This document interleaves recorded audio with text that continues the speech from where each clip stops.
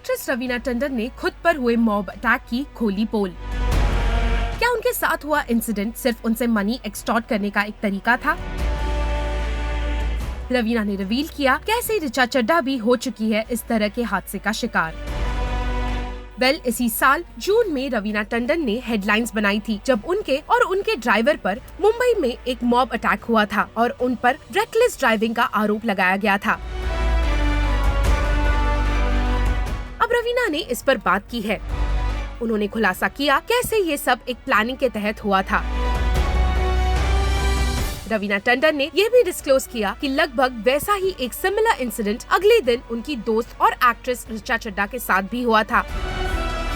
उन्होंने कहा कि क्योंकि वहाँ सीसीटीवी कैमरास नहीं थे जिससे सच का पता चलता, ऋचा ऑफिशियल कंप्लेन नहीं कर पाई और उन्हें अथॉरिटीज के कहने पर मामले को प्राइवेटली सेटल करना पड़ा।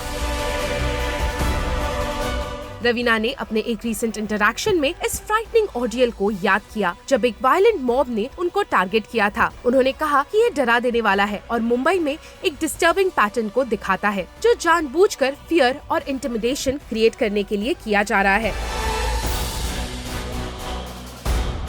इस दौरान रवीना टंडन ने शेयर किया उनके साथ हुए इस अटैक के बाद कैसे अगले दिन उन्हें ऋचा चड्ढा की कॉल आई और उन्होंने अपने साथ हुए एक वैसे ही मॉब अटैक के बारे में उन्हें बताया था।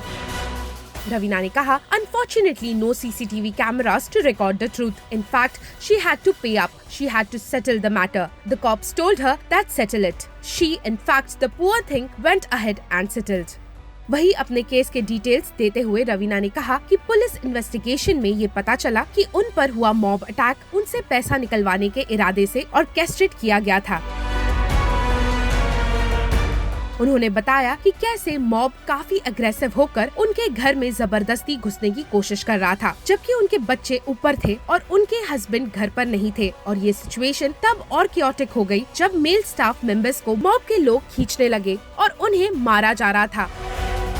इस इंसिडेंट की एक वीडियो भी सामने आई थी जिसमें रवीना भीड़ के साथ सिचुएशन रिजॉल्व करने की कोशिश करती नजर आई थी। ये इंसिडेंट मुंबई के बांद्रा में कार्टर रोड पर हुआ था और रवीना टंडन की बातों के बाद भी मस्त से बाकी स्टार्स इसे सबक लेते हुए अलर्ट रहने चाहिए।